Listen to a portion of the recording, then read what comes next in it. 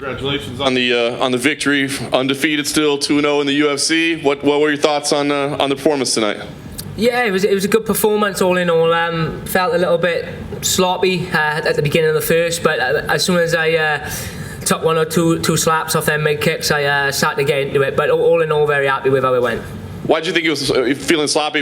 Like the time change, fighting in the middle of the night? What was it? Yeah, a couple of things, just obviously the fight week's been tough with being hotel bound, the time change, the change of opponents.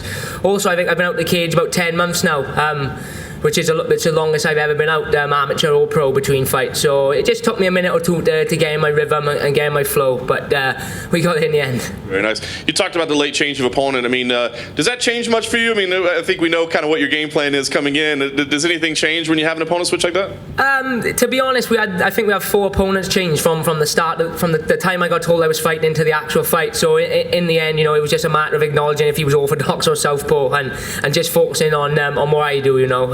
We don't game plan too much as a team, we never, but obviously there's certain things you got to take into account when fighting certain guys. But the game plan's always the same. Let my instincts take over and get into my flow and get into my rhythm, and let my body do the rest. Yeah. Overall, once you got to the back, you got the choke in pretty quickly. I mean, kind of what you thought you didn't see happen? Yeah, I honestly believe if I get that position on anyone in the division, they're in trouble. That's my go-to. I'm very dangerous from that top position, especially in MMA with the ground and pound and the elbows. I believe I'm one of the best in the world at it. So when I lock that body triangle in, and they start to go belly down and turtling up, I know that the end is near then. Nice. Last thing for me, I mean, there's been a lot of hype around you, coming out of the regional scene.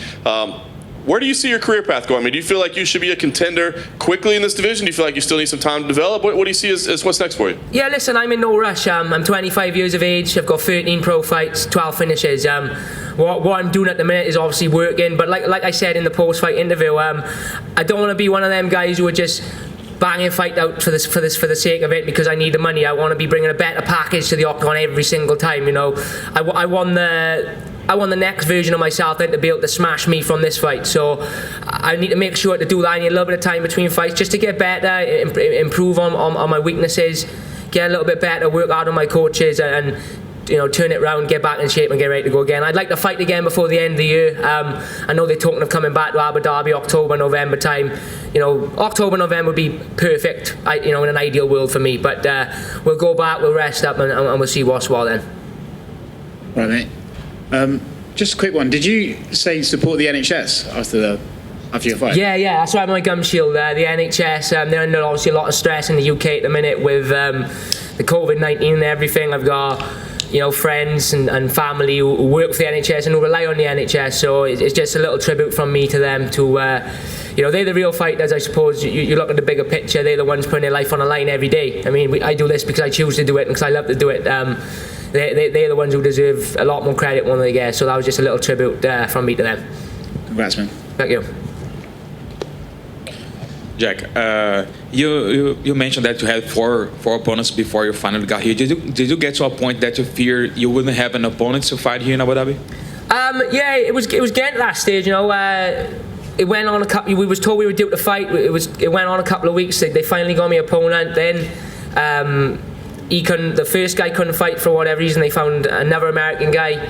He couldn't make it over. Then they matched me with DeSantos, who got pulled with COVID. This was on the Thursday, and then I was due to go to London on the Monday to quarantine. So I thought, is this going to happen? But credit where credit's due. The UFC matchmakers are obviously very good at their job, and all credit to Aaron Phillips as well for stepping in 2 weeks' notice or 2.5 weeks' notice.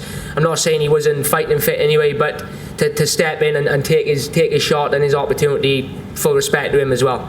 Did you get on the flight without an opponent, or you were already given an? No, I was matched. I was definitely matched before we got on the flight. I want to say it was a couple of days before we left Wales to go up to London to do the 48 hours quarantine. Yeah, you were scheduled to fight in March in London. Was it frustrating watching the UFC get back to business in the US and made in June, and you were locked in Europe and couldn't compete? Yeah, it was tough. But when I look at I look at the bigger picture, every single European fighter was in the same boat. physically we couldn't get to America because of visas and the flight ban and stuff like that. And also at the time, obviously the gyms in the UK was closed, and I didn't want to put myself in a position where I had to fight without a tidy training camp.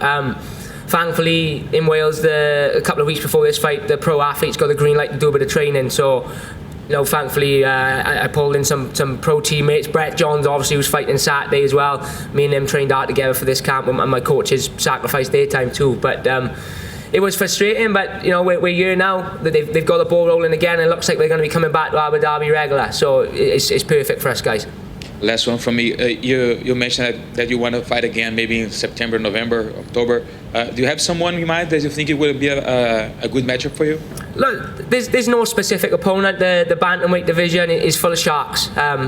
Whether you look at the top 10, 15, or you look at the guys who are on the brink of pushing into that, there's sharks from top to bottom, and it's a great time to be part of that division. And it's great to start, after this win now, I feel like people are going to start taking notice of who I am, and I think maybe one more win I can start pushing for that top 15 ranking.